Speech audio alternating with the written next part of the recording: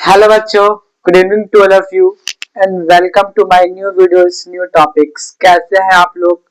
और आप लोगों ने आज क्या कुछ नया सीखा, क्या कुछ नया किया? ठीक है। और मैं मान लेता हूँ कि आप लोग आज कुछ नया सीखे होंगे, आज कुछ नया किए होंगे अपने लाइफ में। ठीक है, क्योंकि लाइफ के लिए हम एक ही दिन में सारा काम नहीं कर सकते।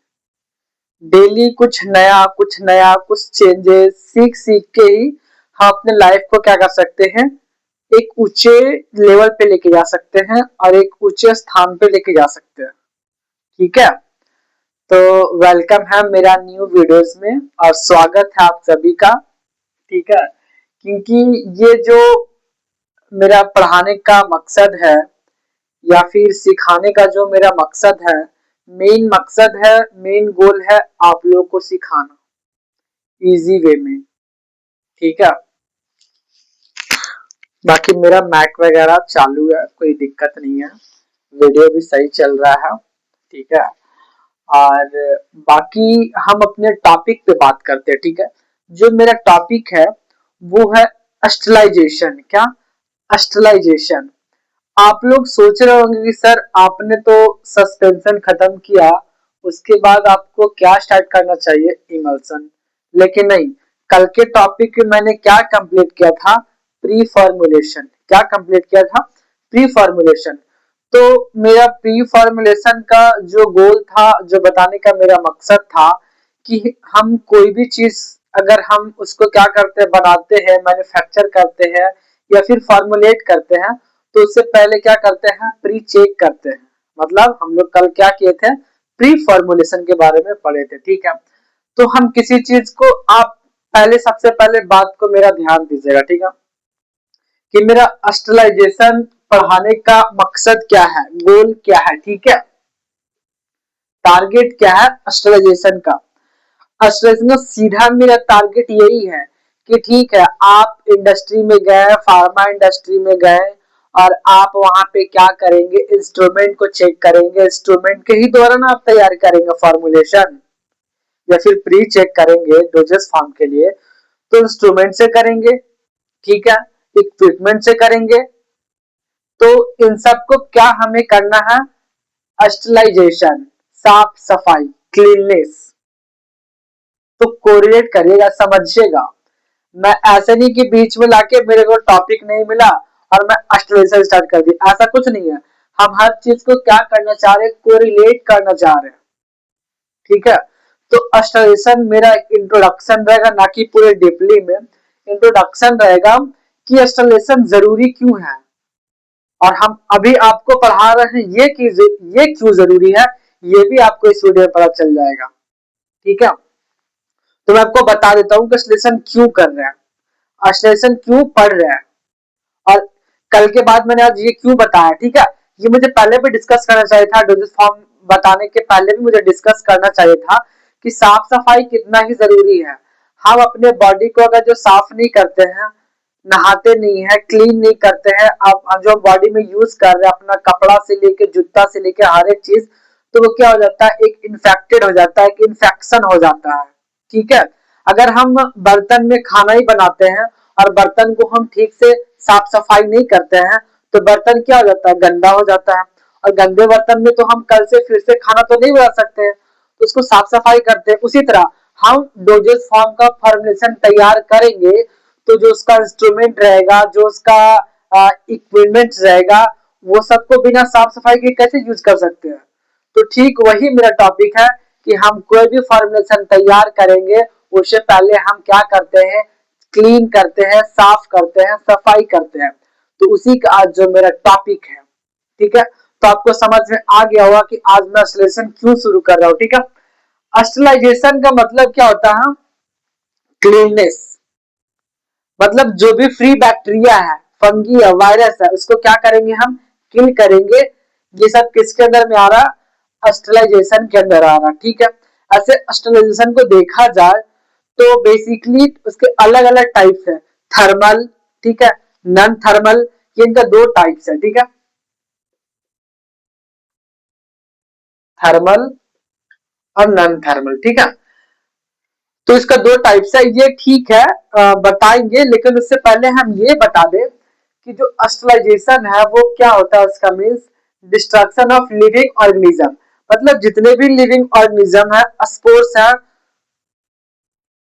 जिसको हम अपने खुली आंखों से नहीं देख सकते, ठीक है।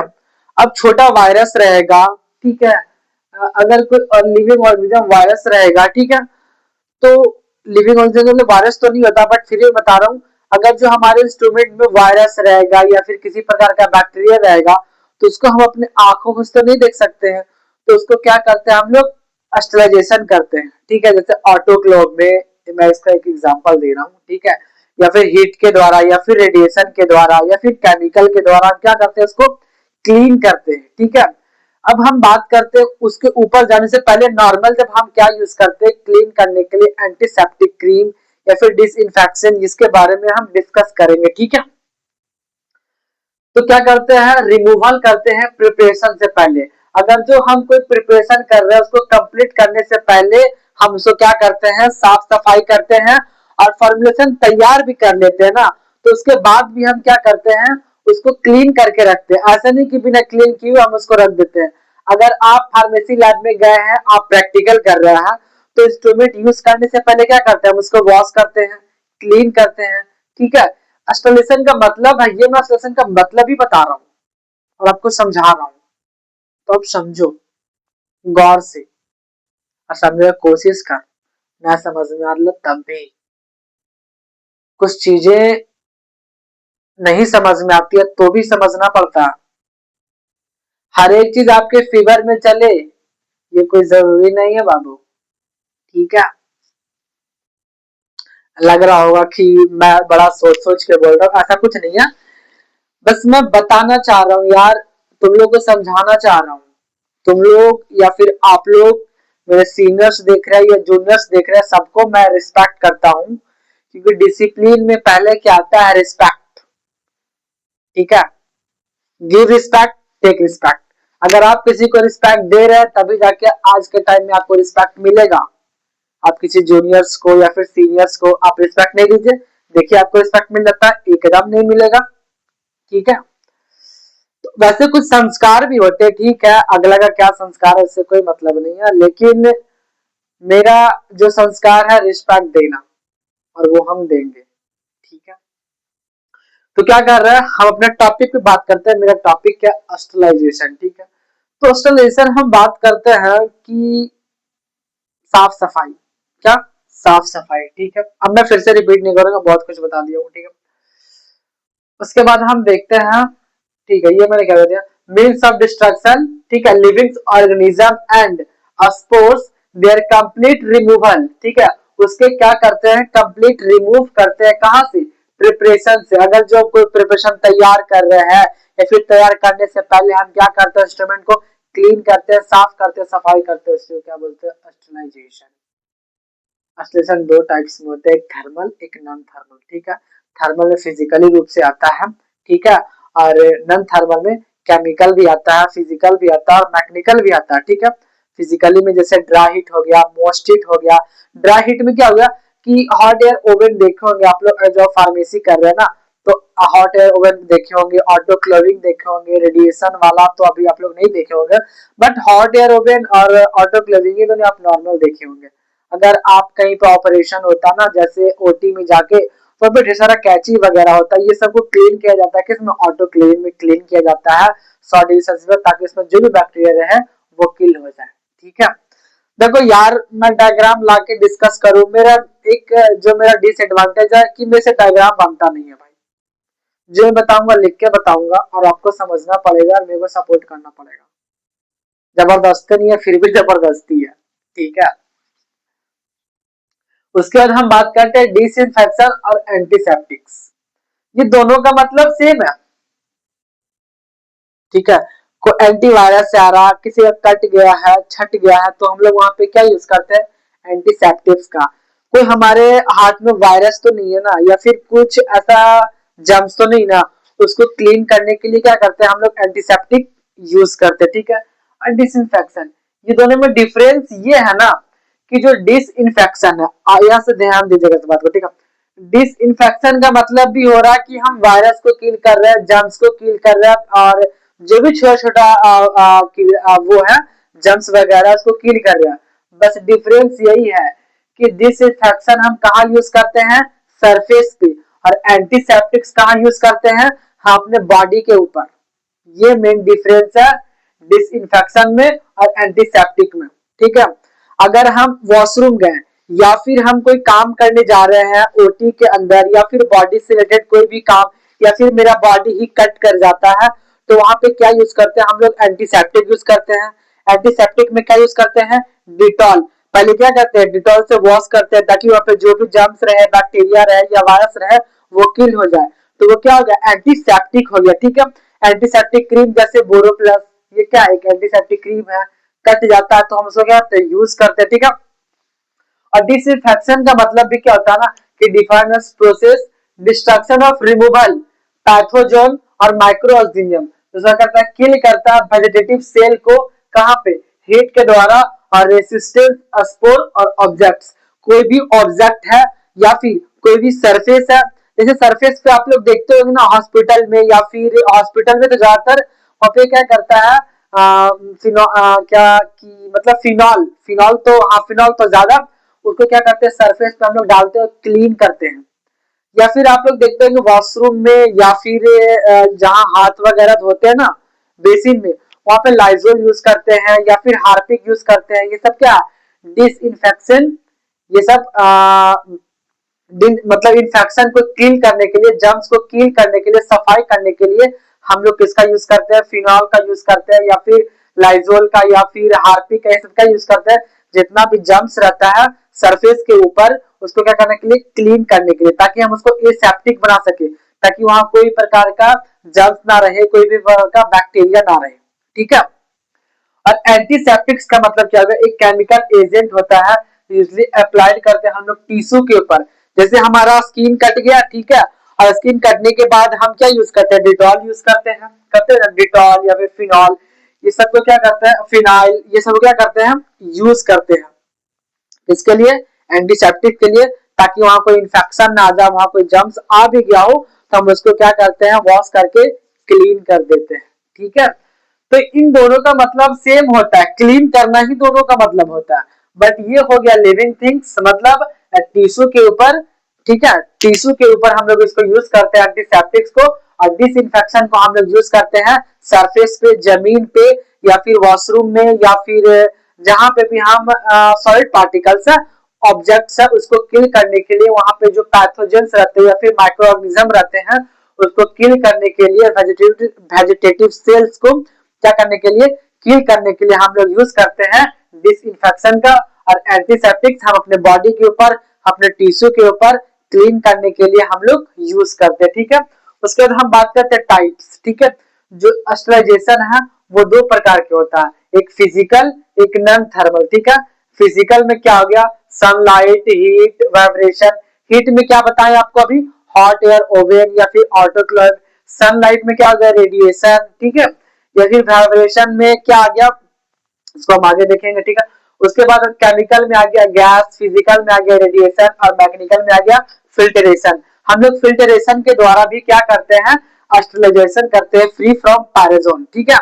अस्टरलाइजेशन का डिफिनेशन कोई बोलेगा तो द प्रोसेस क्या बोलते हैं, the process which has use for free from पैराजन, मतलब जितना भी पैराजन है या फिर पैथोजन है, उसे हम क्या करते हैं, फ्री करते हैं, उसी को हम क्या बोलते हैं, अस्टरलाइजेशन, ठीक है।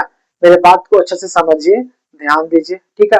एक नॉर्मल सी भाषा में हम क्या बोलेंगे, अस्टरलाइजेशन को, फ्री फ्रॉम पैथोजेंस या फिर माइक्रोऑर्गेनिज्म या फिर वायरस, सारा ये सब मिला हो रहा है, ठीक है, उसको हम क्या बोलेंगे, अस्टरलाइजेशन, नॉर्मल भाषा में, ठीक है।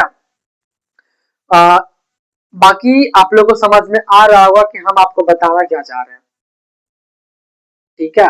बाकी आप लोग मेरा सपोर्ट करिए, वीडियो अच्छा लगे तो लाइक करिए, शेयर करिए, सब्सक्राइब करिए। देखिए भैया, मेहनत तो करना पड़ेगा, समझे। आप किसी भी एरिया में हो, आपको मेहनत करना पड़ेगा। अगर जो हम आपको मेहनत कर रहे हैं पढ़ाने के लिए, तो आपको भी पढ़ने के लिए मेहनत करना पड़ेगा। जो स्मार्ट वर्क होता है ना, स्मार्ट वर्क, वो मेहनत से पैदा होता है। अगर आप किसी चीज में मेहनत नहीं करेंगे ना तो कोई स्मार्ट वर्क पैदा होने वाली चीज नहीं है।